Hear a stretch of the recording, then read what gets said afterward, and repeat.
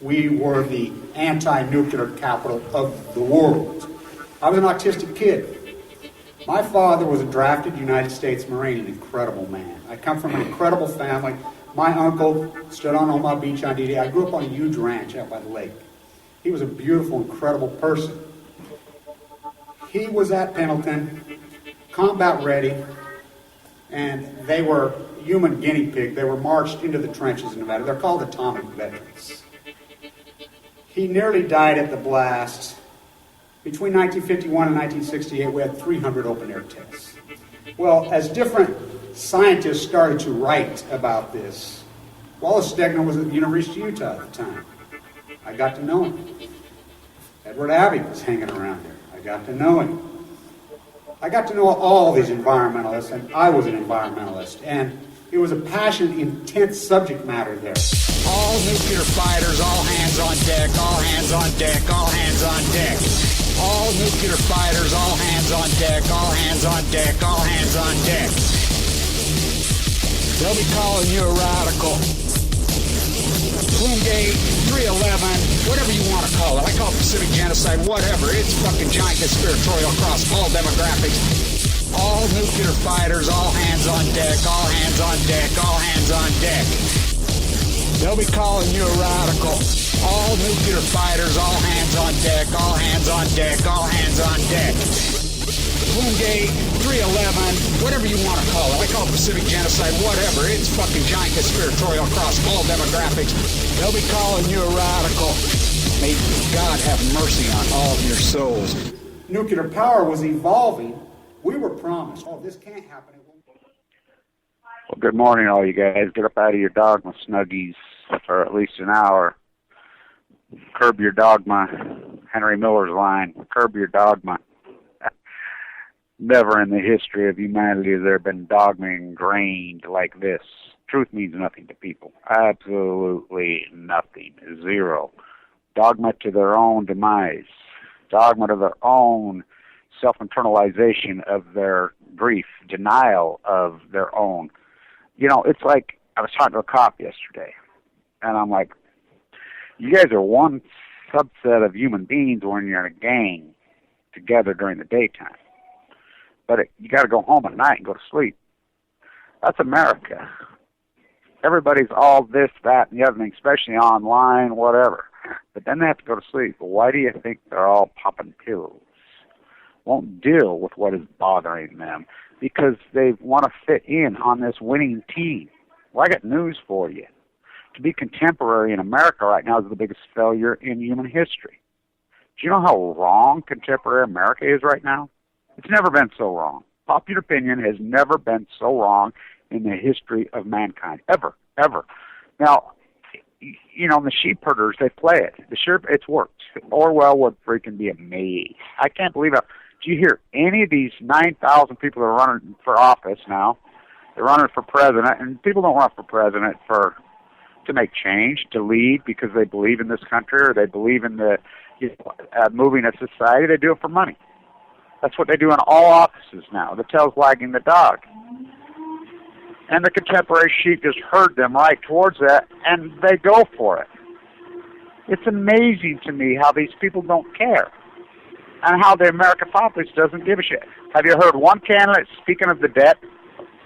Is there any talk even of the debt? You know, it's going berserk.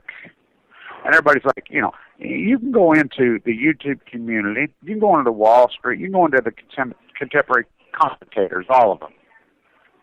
CNBC, the news, and they're always dead wrong. You want to be a good trader? You want to make a lot of money? Purely contrarian. Wherever the masses go, you go the opposite. It's like, okay, and they're always late to the game. All of them. Max Kaiser, I mean, Gerald Celente, freaking Hunter, all these guys that are all over so-called alternative media. I mean, let's get real about this. Greg Hunter, I mean, you look at these analysts because they have no background. These guys are morons. No formal education, no in the theater. It's like the environmentalist crowd, like what I'm in. You know, you get the commentators and the knee-jerkers and the keyboard activists. You know, and we need keyboard activists, and there's a lot of people that are handicapped, and I understand. Those people can't come out. But I'll be walking right through communities. I'll be right in their community. I'll be right by people's houses, all coming to see it. They won't come out of their basement. How can you be an environmentalist when you're not in the environment? Really, the analysis of the analysis. That's all people are. So they're telling you, oh, the dollar's going to crash, the dollar's going to crash. The dollar, the most wiped out of the United States dollar in the history of this country happened in 2003, 4, 5, and 6. Why was nobody taught? Because, again, it's contemporized. What was contemporized then? The war machine. That's all anybody talked about. Get them Iraqis. No Iraqi ever hurt an American. No Afghanistan ever hurt any American. Ever, ever.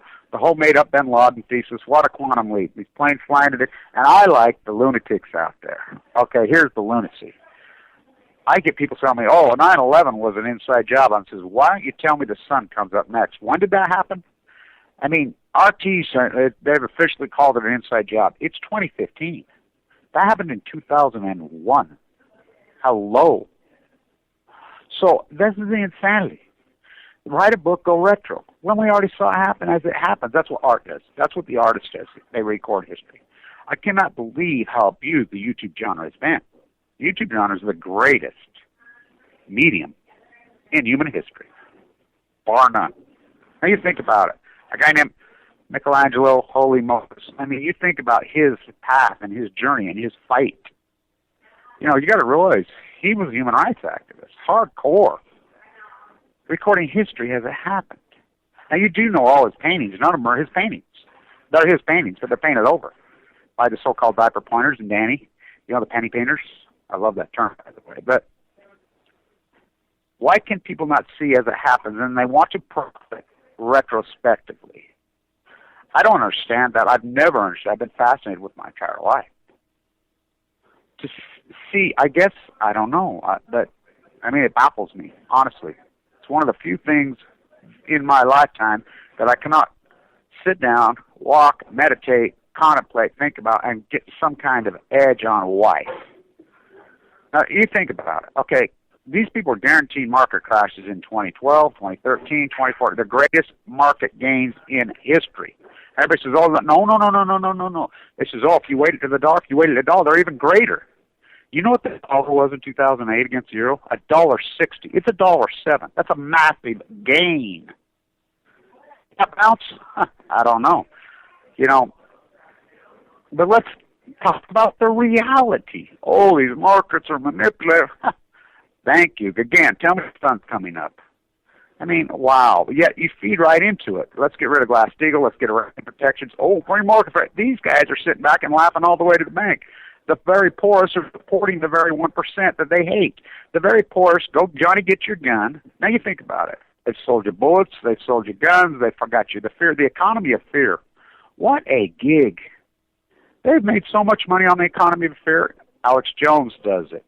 And then Max, they all do it. They all do it, the economy of fear. You know how much money they've made just getting you afraid of stuff you have no business being afraid of, Fox News? I was talking to these people out there at Obama when he was here, which, by the way, when he flew out, I think, in the plane, but in, you know, let's get real, to have teams, you know, 20 teams of Secret Service. Who can talk the Secret Service into holding their camera when they're making a protest video? I was able to do it. But it's amazing to me. I'm talking to this couple about my age. She's a little older. They seem like they're smart people. Oh, there was a big change happened in 2011 coming, and you're part of it. They don't even know about my YouTube site. They just know me. They know my activism here in Utah. A lot of people know my activism in Utah, and they really pull. I've been blackballed, literally, in the state of Utah. I got blackballed a long time ago. I run into a couple rats that I know, attorneys. I was at Magna Carta symposium, and I'll go on a rant about that, about how pathetic our universities turned into, and of course, sponsored by the Utah Bar.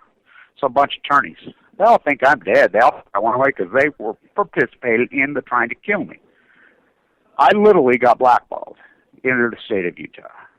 Literally. And you know where the term blackball comes from. The Masonics. The Masonics here blackballed me. The media blackballed me. Academia blackballed me because of my activism. You see how I roll. They've blackballed me. They see me. So they're like, oh, Kevin, where have you been? Been in a bone marrow transplant. What? Fighting for my life. I haven't quit.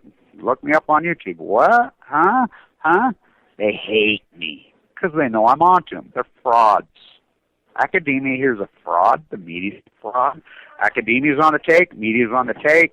The police force are on the take. The first 4 homicides in Utah were cops killing unarmed people. The first 4, 7 of the first 10 homicides in Utah were cops killing unarmed, and had nothing to do with race. What it has to do is socioeconomics. They were all poor. 10 for 10, 7 for 7, all poor. White, brown, black, man and woman. Let's get real. Danielle Willard is a 21-year-old girl, and the prosecutor even charged her, yet the judge still, this is the control they have here over the courts. It's insanity. So, I'm blackballed. Literally.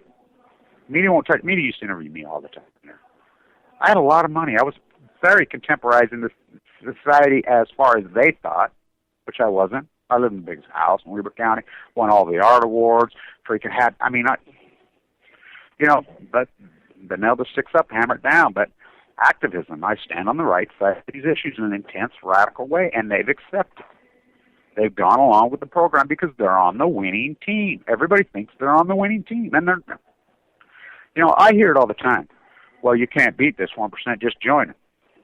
Really? You're going to join them? So they wave this freaking carrot in front of your nose and say, oh, come on, Johnny, come play sports here. Come be a slave at a university. That's all you are. That's all the athlete is a slave. You're a slave. The athlete. Oh, you're not there for an education. You're there to watch the freaking baby boomers sit in there and eat chicken and watch freaking lions eat humans. They don't give a damn about you. They're using you. Coaches making millions of dollars. Universities making hundreds of millions of dollars. Coaches are making $6, $8, $10 million a year. State employees funded by the freaking taxpayer. Harbaugh, what? He just got $6 million a year at Michigan. When Michigan's in an economic collapse, has Roger and me for 30 years. The highest paid state employees in the country are coaches with slaves on the. But Johnny, you're going to play in the NBA, and the African American community has fallen for it. So has the white.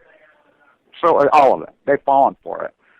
Come on. You always showing the shot of the mother saying right there, yeah, come on, man, you're going to make me rich. And the same, they play out, oh, mom was freaking poor, blah, blah, bullshit. And she's rich. Well, let me tell you, number one, if you are that 1 in 1,000 that gets rich, it does them no good. I mean, there's plenty of documentation study that ruins their lives. You throw $10, $20, $30 million, $100 million at a freaking 19, 20, 21-year-old, it's enslavement. It is pure slavery. And you drying up, and people, look, sporting events even 20, 30 years ago, people didn't, you'd go to a sporting event, everybody in the crowd didn't have the exact same shirt on and the same colors. Let's have a blackout. They change uniform logos, they change sports merchandising. The most highest-end merchandise to the lowest made. It's made by the same slaves in Bangladesh, shirtwaist fire 2.0, 3.0, 4.0, 5.0. It's some of the most grotesque slavery in human history. It's hideous. Yet everyone goes along with it. Look at the tag on the shirt you're wearing today.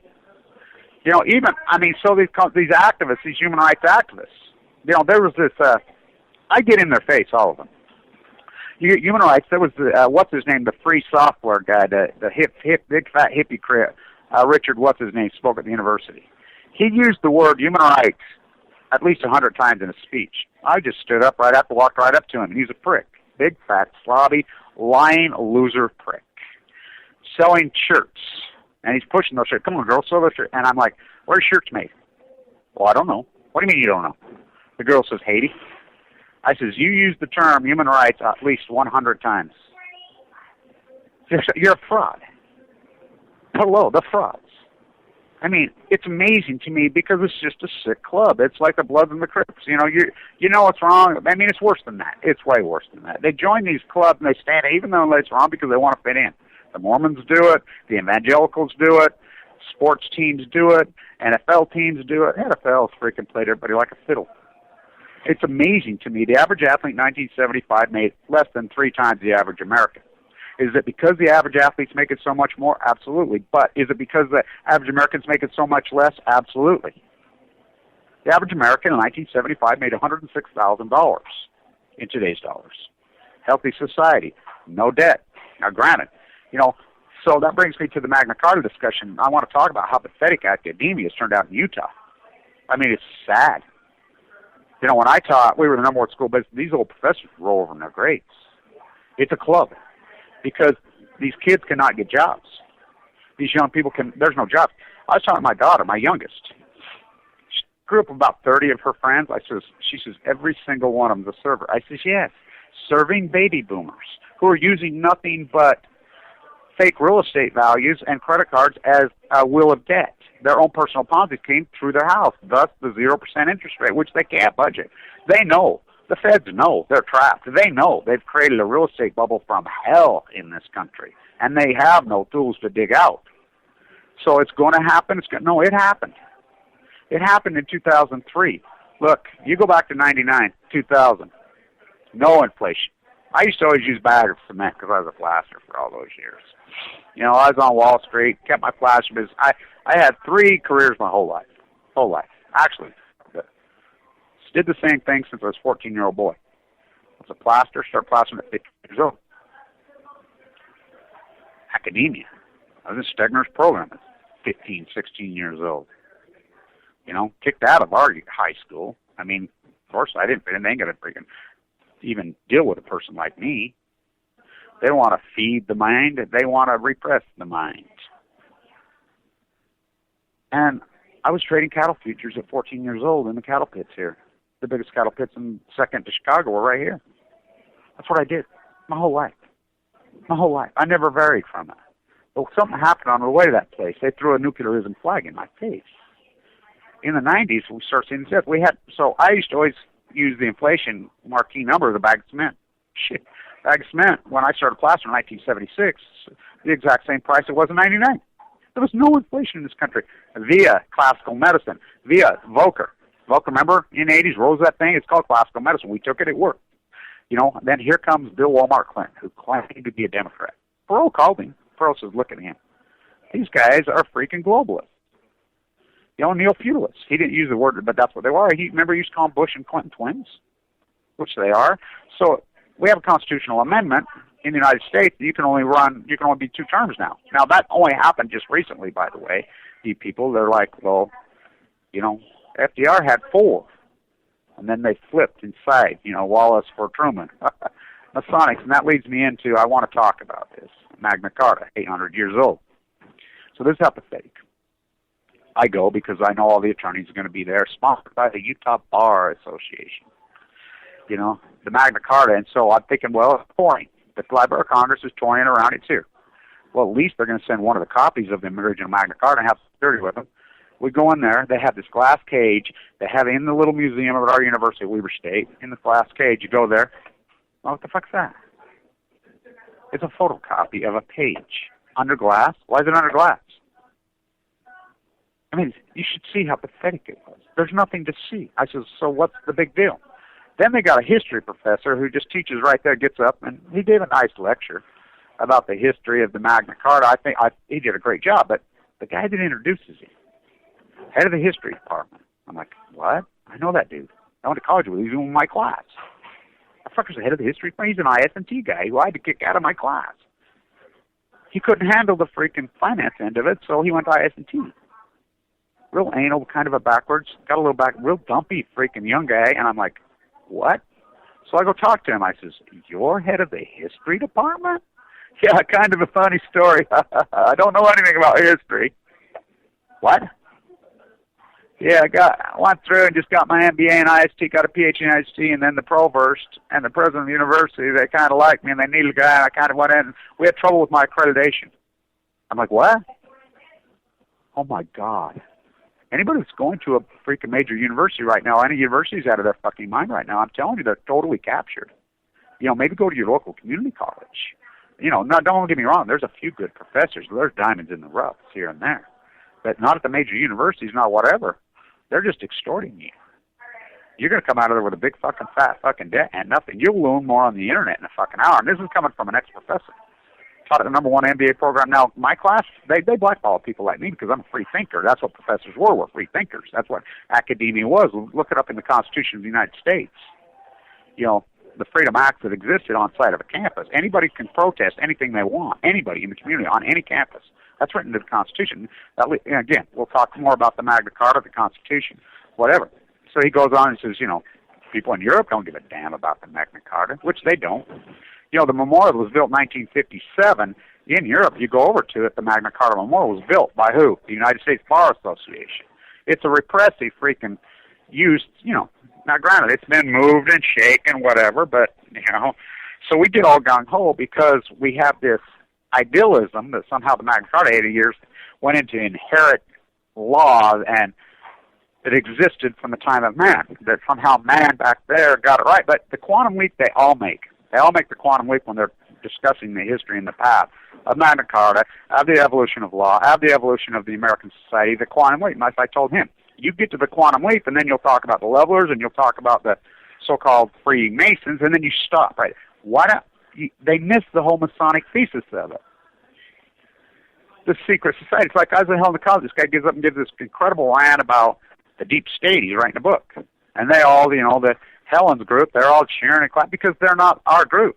I'm like, you can know all that within 2 hours on the internet. We all dive in. We all get it.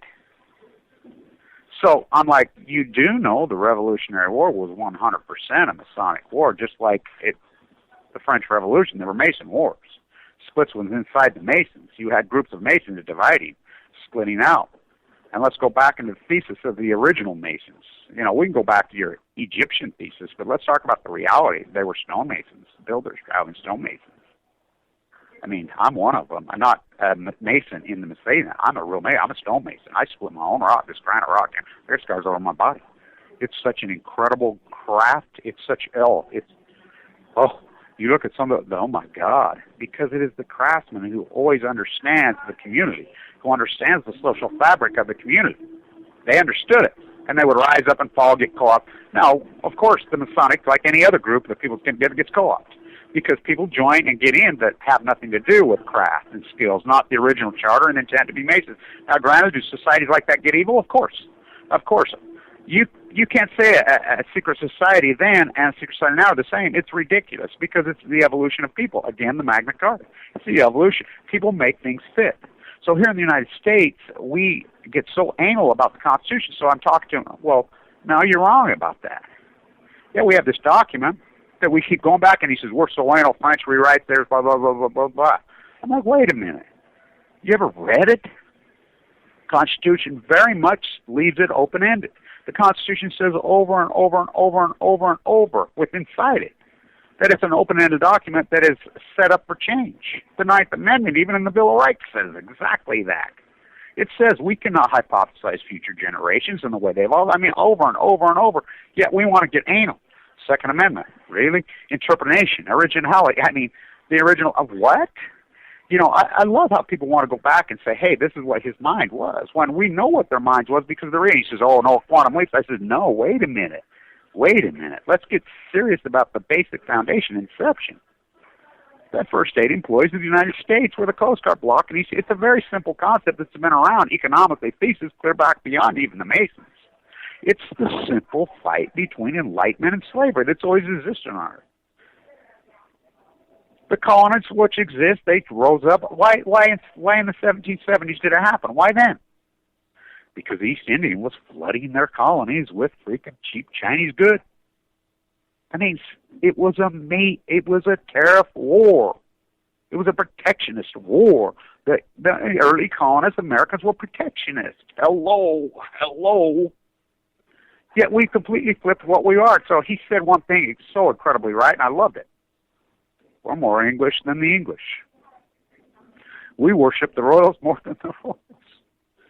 You know, and that fight inside England's gone on for freaking thousands of years, stripping the power from royals, giving it back to the royals. You know, and you also by the sea, and I'm going to do a really cool video on the day, April 16th. And this falls into Australia, this falls into Canada. Australia and Canada do the same thing as we do. These English colonies, they worship these ridiculous documents that really have nothing to do with who we've evolved into, more than the people that actually made the documents and the people that supposedly are there. These are control mechanisms. You know, societies evolve, absolutely, but we have basic fundamental foundations, natural resources. We've always known the number one thing to rich is extorting natural resources. Labor. the biggest component to any economic thesis. What? Okay, I'll go right back to my original class. I used to teach as a freshman class. And they walk in. What is the number one basic foundation to all economic theory, all the economic practice, to all economic reality? Scarcity. Scarcity in labor, scarcity in raw materials. There's only so much oil, right? There's only so much gold, right? There's only that's the one I love, the one of gold. There's more freaking gold on this than mine, and so they manipulate diamonds. These are all scam artists. Oil, it's all scammy. They're controlled markets by these people via lack of tariff. So you got the very poorest, free market, free market. Now you think how they were able to pull that. The very worst thing that could ever happen to a poor person, or a person to be repressed, is free market. Free market creates neo-feudalism. Strongest person takes control. That's what royalty is, Longshanks. The higher it gets, the higher, and then it just funnels tighter and tighter and tighter. Who's got the strongest arm? Who's got the strong one? Just does whatever they want. Enslaved people, no. Human beings have to be freaking regulated. Power. And how do you do that? With tariff. Hello. Hamilton knew it. The Scottish royal bastard child, he knew it.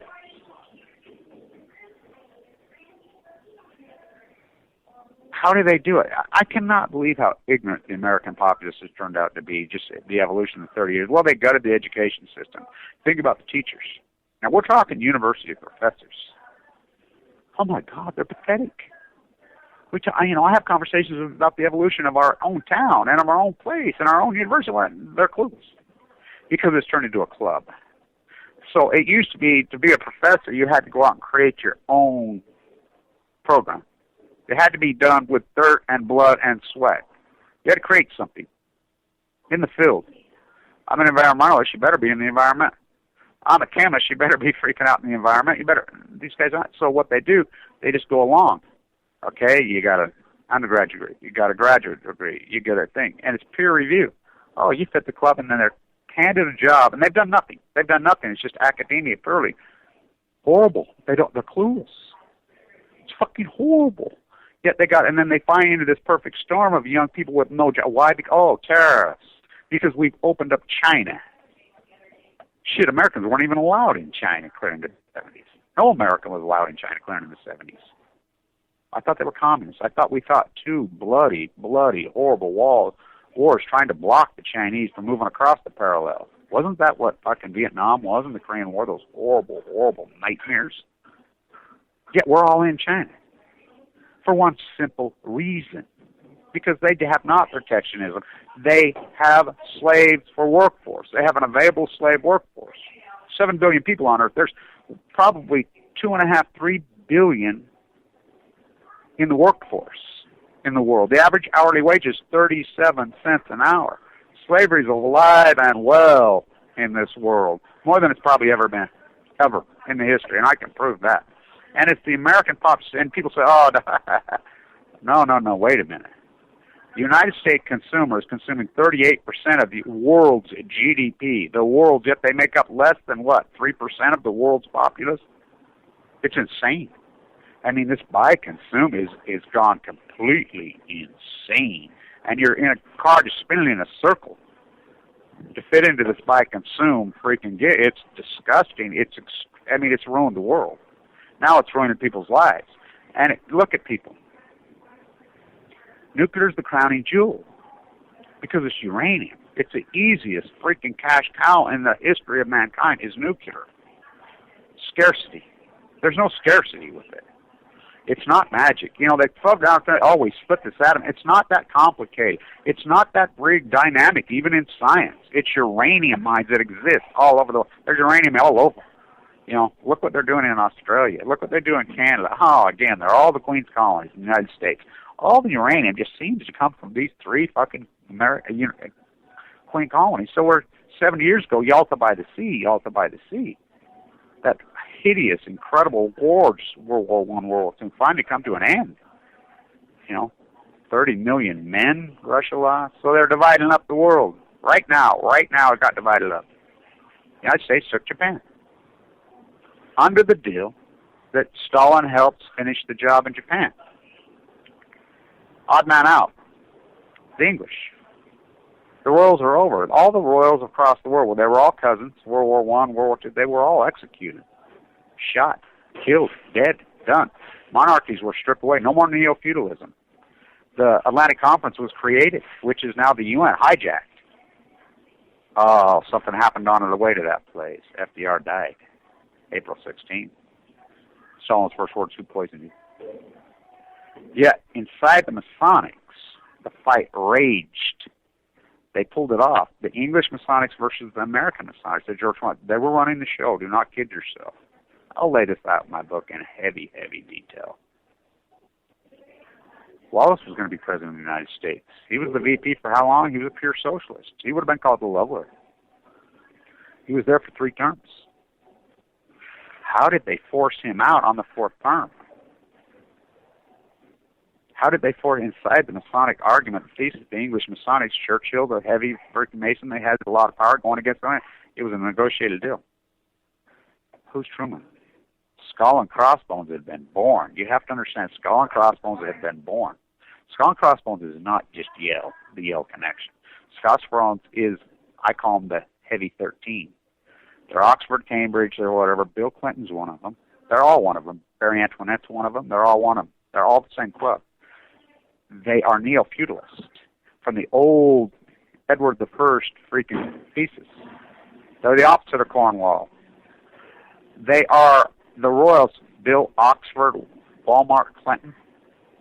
When you had a progressive movement for 100 years that was blue, simply the Democratic Party, who held Congress for, 64 consecutive years, 94 all of a sudden goes away, and Bill, Walmart, Clinton, they do the same thing that Marie Antoinette did. They do it intentionally. They know what they're up to. Hurry and try to shove down health care. They did it in 92. They did it in 2008. When the populace doesn't want it, they just kick it down their throat. They know they'll rebel, and then they'll go back to the ignorant neoconservatives who have shoved down because they're on the same team. They just have 2 different channels of how they get to where they get. It's called false equivalency. So, Perot called it. You're going to hear whoosh. You know, even though I cannot stand that fat pig slob, Michael Moore, because he's a moron. French is like, I mean, anybody who lets their body go that far, no self-respect, no dignity. And he's not sick, by the way. I understand people that have diabetes and have these different health issues that they can't control. He's not one of them. He's just a lazy pig. But Roger and Me is a brilliant, brilliant documentary thumbprint of history, and so is Fahrenheit 9/11. They're genius. His other stuff's pathetic. He tries to get into the banking thesis, and he's fucking rhymeless and clueless, which is most of America, all these guys on the internet, whatever. You think about it. You've been following along on the internet, all these guys. Kaiser's pounding, so we're going to 200 at 45. He flipped a coin with his head on it, handed it to me. We made a bet. By the way, all these guys owe me big money from 4 years ago. I bet them all. I bet them all that silver was headed back the other way, gold was headed back the other way, the stock market was going to rage, and they were all on the opposite. Huge bets all over. No, they all freaking reneged. So you followed along these guys. So you followed along since 2000. 2000 when this Bush stole the election. Now, why did Gore stand down? He's one of them. Skull and Crossbones. We'll make you rich, Al Gore. He didn't have big money, but he's connected. He's connected through Skull and Crossbones. Let's see, Burr is his bloodlines. Oh, I'm green. There's nothing green about him.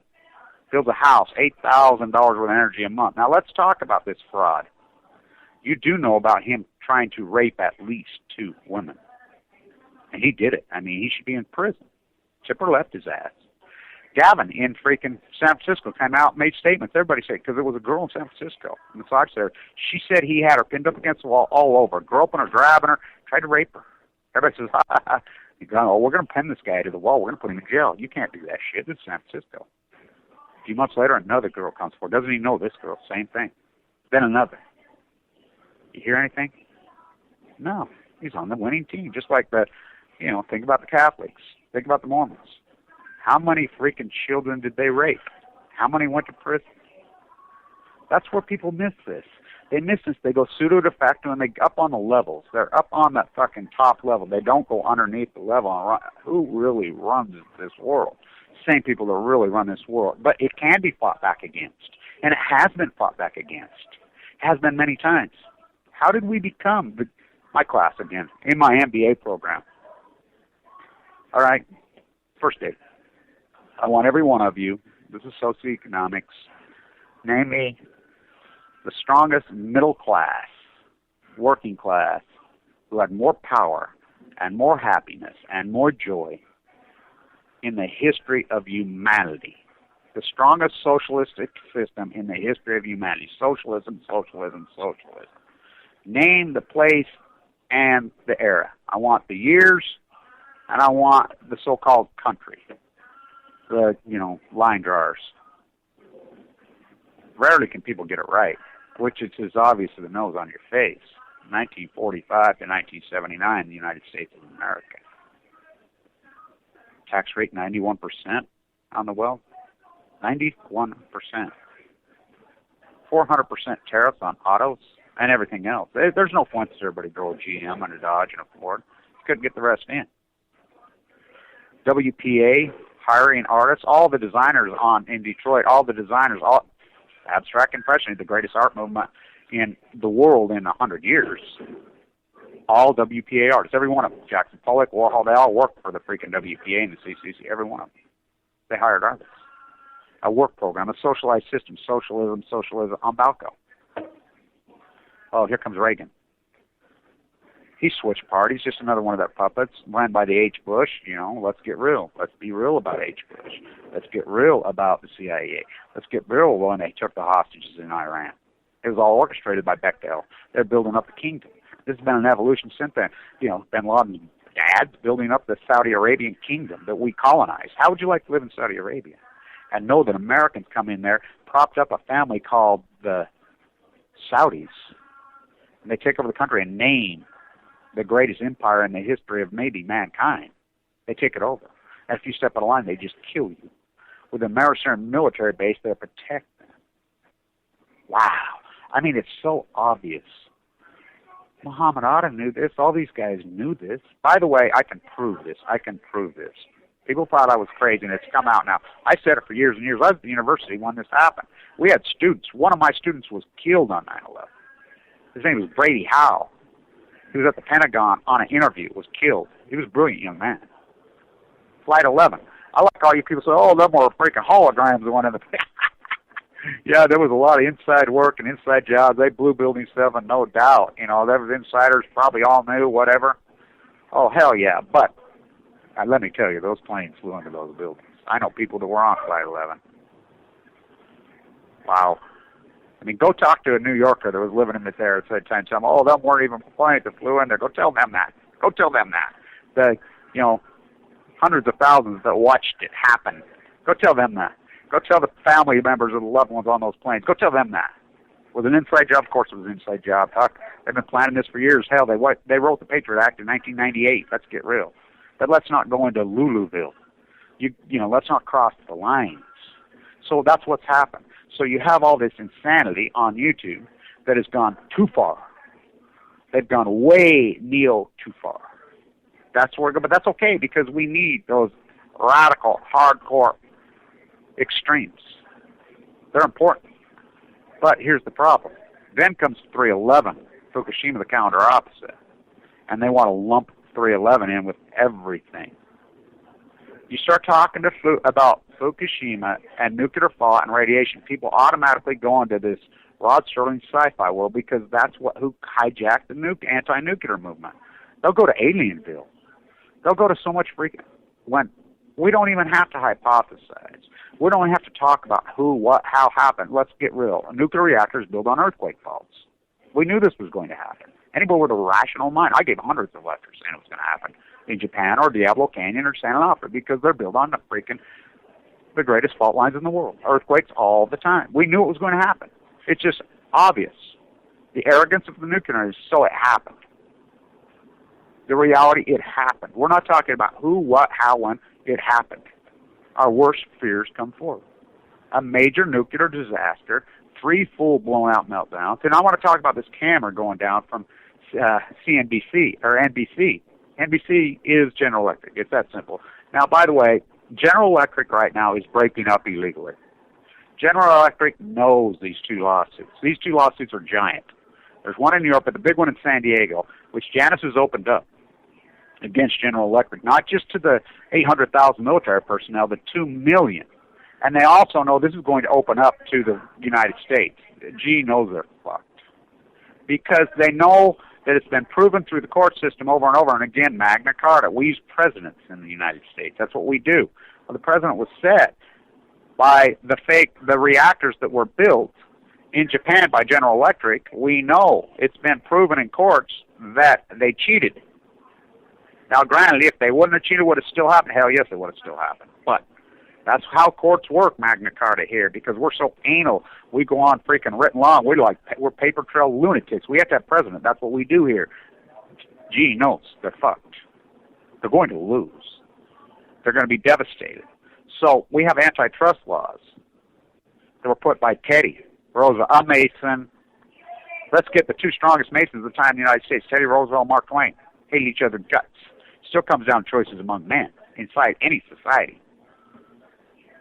Teddy grew a soul. I love Morgan's line. We bought the son of a bitch, he would not stay bought. Teddy breaks ranks.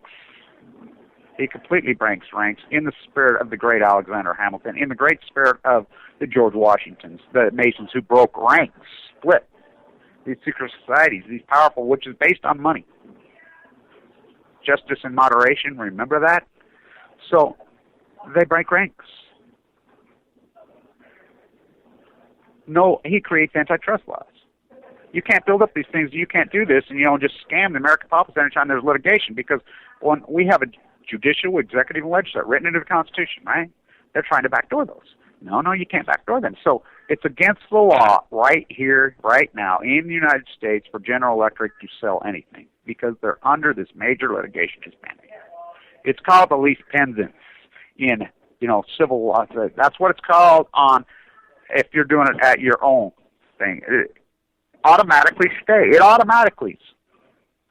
They sold off their real estate. They made a statement on CNBC on Friday. This granted freaking rat, because we're getting rid of all liquidity risk.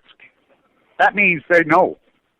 They're clearing out the freaking treasure. They're robbing it. So these CEOs and CFOs, we got rid of Glass-Steagall, we got rid of it, we'll be able to loot. So what they're going to do is take the money and run. Now, it used to be these criminals like this would have to run to, different countries around the world and hide. No, now they run to New York City. They run here in the United States because the United States protects the world's criminals. So we are the evil. Antitrust laws exist. They can't do what they're doing. They're busting up. They're busting up because they know. Again, a lot of people don't know this. The British Petroleum suit, the settlement, there were plenty of people down there in the Gulf that opted out of the suit. They were not going to participate in the class action. Stewart, who's running one of the big heavy hitters that's running the litigation on the USS Reagan, he's one of the guys there. So they've sued individually because they didn't want part of this freaking. They knew that the class action would be caught by the government and be robbed and ripped off and paid like it always is, just like on the 9/11 money. The maid that was in there and the guy that was the maid that was killed got chump change when the Cantor Fitzgerald executives got 100 times what one life valued more than the other. This is how sick they are. They're going to rip it off. If there's money, they're going to rip it off. That's what we do in America. That's what Americans do. Americans are thief rats. So they sued BP. Individuals, people don't know. It's not why I read it. Oh, I didn't see it on the fucking, the sheep herder's thing. I didn't see it on Google, so it must not be. It's not Wikipedia. It must not be. These guys have won major lawsuits against British Petroleum. Major, giant ones. They're winning in the courtrooms down there. Huge fucking lawsuits. So what did BP do? Same thing. Illegally. Illegal. Of course, they're multinational. It's not based. None of them are based here. But it's still against law because the crime happened in the United States. That's what I can't overstate this. It doesn't matter where their headquarters set up. They're Cayman Islands. They're backdooring American law. They're freaking slave. The crime happened in the United States. British Petroleum's crime happened in the United States. Halliburton's guilty. British Petroleum's held moving the next. So Shell Oil buys freaking British Petroleum. They'll extract these CEOs, will take their billions, put them in Swiss bank accounts. Now the Swiss bank accounts, we've sued since World War II. The United States has sued. We want them. We're not going to allow tax shelters. Again, it's lying, frauds. So finally, the whistleblower in Switzerland blows it all out of the water. All the names are out there. The United States has protected all the United States names. So Barry Antoinette, Barack Obama, the most transparent president of human history, the liar that he is, he says, okay, well, I'm going to list this list of names. The first 150, I'm going to give the names out January 1st, 2010. I'm like, right on. These guys are buried. Comes along, he gives another sheet. No, I'm going to give you 6 months to pay up, and then I won't release you. 6 months come along, doesn't release. Next, I'll release them in January. I release. Because he sees whose name's on the name. The who's who, the people that extorted the $100 bills from, Saddam Hussein had 1 in 9 $100 bills. And, some of those soldiers said they walked into some of his palaces or whatever, there were literally rooms full of $100 bills. They loaded them on trucks and took them to Swiss bank accounts, Dick Cheney and Halliburton. Halliburton ran the entire show. This was the great salute, the Bush cartel, the Bushes. So they're getting the names. George Bush, H. Bush, Dick Cheney, Donald Rumsfeld, Colin Powell, who's on the names. But we can't list this because who really runs this country? So the first Switzerland charges. It's the designer. What's her name? Nina. She's 75 years old. They put her in jail. Not in the U.S. The U.S. has all the names. The country is being looted. I shouldn't say it's being. The country got looted from 2000 to 2008, and then it just continued from 2000 to present. But the major looting happened when Bush stole the election. Now let's think about that. 7 different groups go down and count the vote. It's due out September 2001. We're all watching. 7 for 7, door 1. Did that make the papers? No, it made the 19th page of the New York Times. Oh, 9/11 happened in front of that. Go figure. What timing, huh? What timing? All the Saudis were flown out. Muhammad Ali, it's very common knowledge. You people want to make this up. They're sitting around a dorm room in Hamburg, Germany. He's a brilliant kid. A lot of those freaking Saudis are brilliant. The Egyptians, the Arabs. A lot of them, they're intense, but they cooked it up there. But full blown out funding from the Bushes? Oh, absolutely. Let's get real. They bought puts on the airline stock. Somebody bought puts on. I was a derivative trader at the time. Oh, they got it. That's a freaking electronic train that a forensic accounting in his first year could track down in 35 seconds. They got it. They knew exactly who it was because it was a paper trade. They bought puts on there that made hundreds of millions of dollars. Well, that money is what we call T+1. The money, the day that it trades, then it has to clear, and it goes out the derivative market. Stocks are T+3. Well, there's an electronic trade. Oh, they got it. Bush comes out, we're going to follow the money, until the money falls right to his. He's so dumb, he's like giving that speech, and he doesn't realize the money finds right to his own family. It's just like when they shot Reagan. Come on, Hinckley's father and freaking H. Bush business partners, oil. When Reagan had just signed the deal, the freaking backdoor day. And by the way, he's walking around free. You shoot the president of the United States walking around free. I can't believe people don't go on. But they'll quantum leap into this other alien land and bunkers and go get a gun and the economy of fear. And they play you like a film act. You know how much money Alex Jones is telling you to buy silver, buy a bunker, freaking buy iodine tablets, buy gold, buy bullets. They're destroying you economically. None of it's going to do any good. None of it's done you any good. Get out of the stock market. It's going to zero, Glenn Beck. When it's 6,500, it's 18,000. It's called opportunity cost. It's broke you. They broke you. You bought gold at 47. It's 15. You bought 1,900. It's 12. You bought silver at 45, 38, 35, whatever. It's 15. It's going, probably more likely going lower because they mined the bejesus out of it. It's everywhere. Oh, they're buying it up in China. Why would China freaking buy up freaking gold from the freaking men when they can use slaves? You know how they mine gold in China? Same way they do in South America. Same way in Mozambique, with human beings in their hands. They don't use equipment. It's free. They just go dig a hole, say, well, they got free gold. It's everywhere. It's not a finite commodity. It's everywhere. Same with diamonds, De Beers, Rhodesia. Oh, Bill Roll. It's amazing to me how they run this show, and then they just feed. And Fox News, Operation Foxconn, which, by the way, now is CNN, too. CNN and Foxconn, look it up. The board of directors are the exact same people. NBC, owned by General Electric, who owns all the nuclear reactors, the greatest cash cow, Price Anderson. Congress passed a law that it's like California people pick me up. I'm like, and they're still arguing. still having an old 1970s argument saying, oh, there's no replacement for nuclear. So, bullshit. California's producing 50% more energy than they even use, but by law, because of Price Anderson and these things they got in, you have to buy it back. When there's no answer for the fuel, that's why I'm going to Austria, because it's the fuel cycle thing. I mean, here the fuel cycle, it's turned into a big cash cow there. A giant cash cow. It's outrageous. But you are forced to buy it back. It's the most corrupt industry in human history. It's killing the earth. It's going to ruin the earth. Well, it already has. What's Fukushima? The greatest catastrophe in human history. So they put the worm down there, and even if it is real, which who knows if it is because they lie so much, but even you look at those photographs, okay, so there's a grid sitting there. That grid is zirconium grid that those cores sit on. They don't get below that.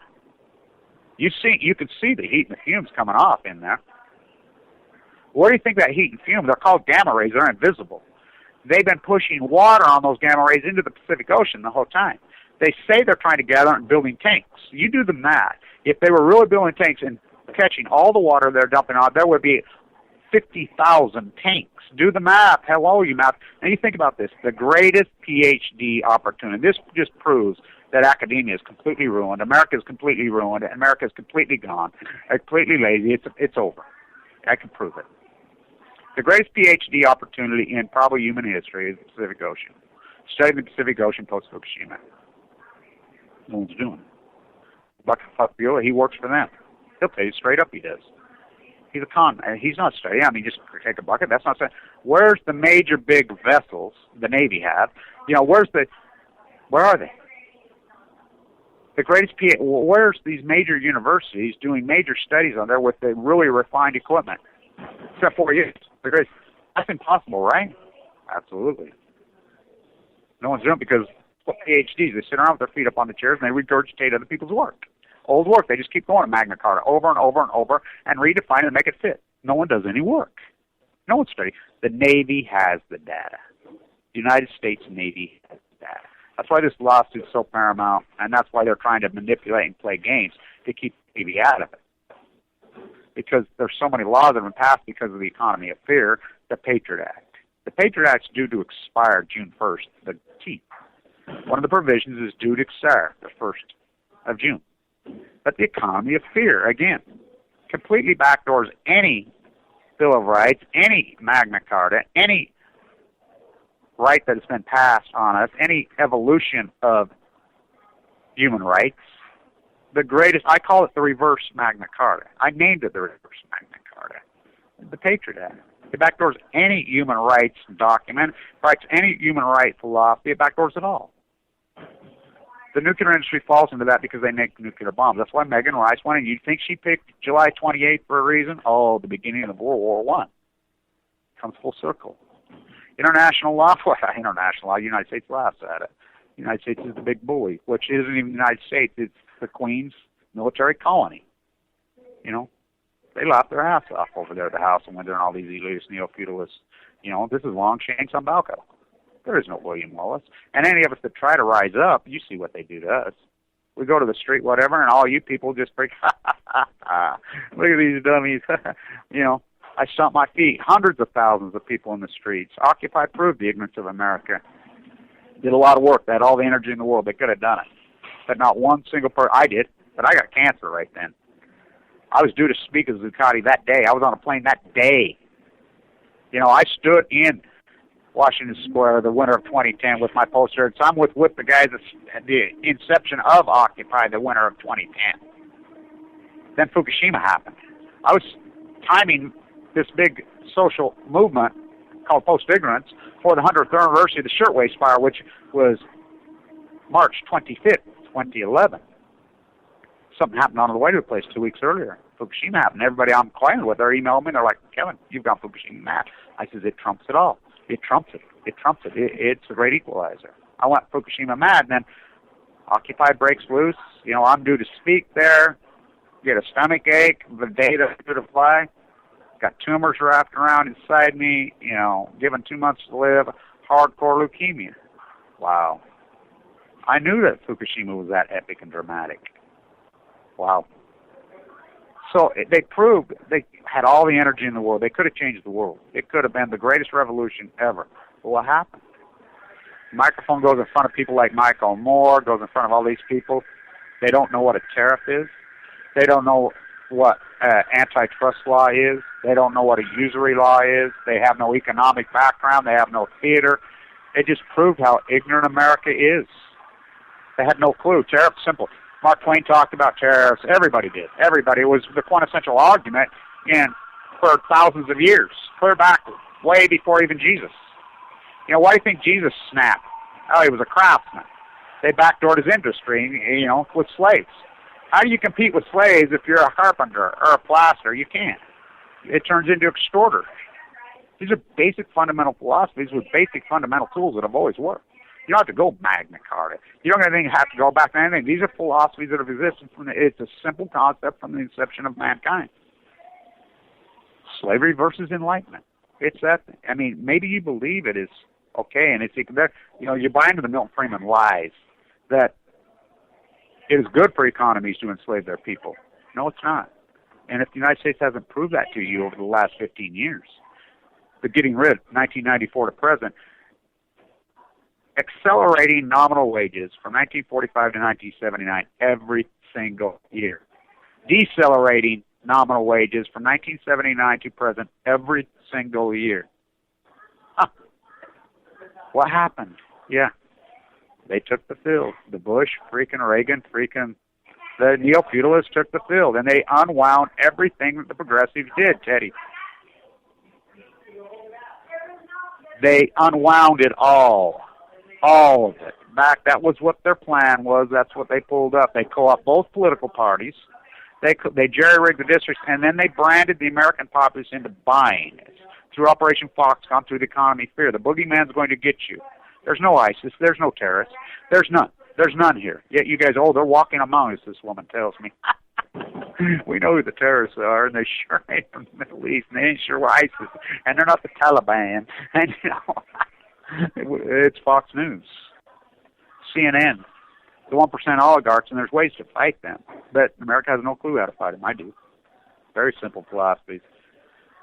Globalists' worst fears. Say tariff to them. They'll shake in their boots. Hamilton knew it. By the way, this thesis that Hamilton hated Jefferson, they were obviously such a lie and bullshit. Again, both Masons negotiated deals. He took a bullet for his friend, Thomas Jefferson. You know, the Greek tragedy that he was. Based on mythology? Absolutely. That's all Hamilton did as a boy. Read Greek mythology over and over. He knew that Scottish royal prick had left his mama, that beautiful mother, all alone. He and her alone. He was doing the slave trade books at 10 years old. Where do you think he met George Washington? Oh, Mason. Let him in. Where do you think all the negotiation was done on World War II? They said, fuck you, fucking you English Masons, you're done. Churchill, Scott, it's over. Huh. They played dirty. Do I think Churchill and the English royal family poisoned FDR? Absolutely. And you people can argue, I absolutely believe that John Kennedy was killed by the nuclear industry. I really, truly, in my soul, believe it. Do I know that? No. But he pulled the plug on the open air test. He was done with the nuclear industry. Rachel Carson. She moved the world to a little book. But she had to martyr herself. The nuclear cartel has destroyed this world. And there's no turning off Fukushima, and you can't see. And America goes along with this hairspray. America's a masquerade party. That's all it is. The giant, it's been looted. Not going to happen. You've been looted. You've been had. And you did it to yourselves. Everybody did it to themselves through their own ignorance. Thus, post-ignorance. Oh, did I name it right? Someday. Post-ignorance someday. Not today.